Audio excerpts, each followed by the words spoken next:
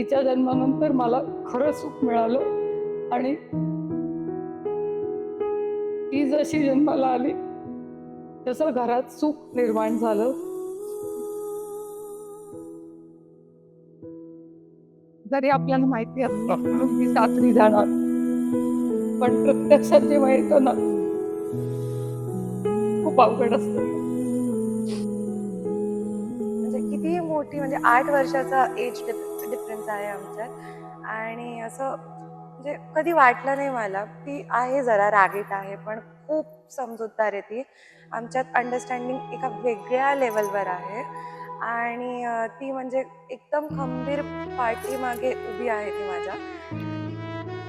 आणि मी तुला खूप जास्त मिस करणार आहे, कारण मी तुझ्यासाठी घरी यायचे की हां ही येते तर मी येणार.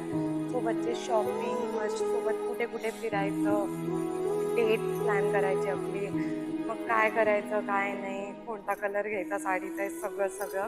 कारण माझी चॉईस कम्प्लिटली तुझ्यासारखी आहे, तुझ्यामुळेच आहे ही चॉईस. तर मी तुला खूप जास्त मिस करणार आहे. घर मला रिकामं वाटणार आहे तुझ्यामुळे. आणि असं मला खाली खाली वाटतं. I miss you.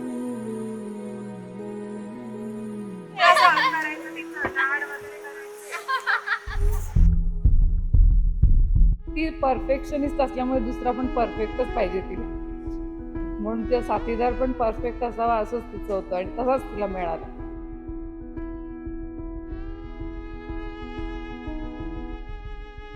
पण एका पॉइंटला वाटलं होतं की नको, काय करायचं काय नको, बट शेवटपर्यंत माझ्या मनात होतं की नाही, केला तरी इलाज करायचा. मंडपदारात गणगोत घेऊन नवरदेव हे बोहल्याव आलया. अलगद पाऊल टाकते नवरी, साजिरी गोजिरी सामोरी आलिया. मोत्याचं डोळं भाव हे भोळं, झाली लगीन घाई,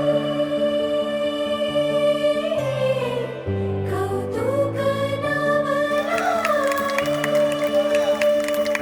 सोन पायाले लक्ष्मी आली, सौभाग्यदारी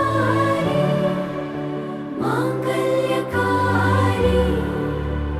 बरसे अक्षताची लक्ष बरसा. झालं बाई, लग्न होऊन गेलं. मॅरिड झालं आज.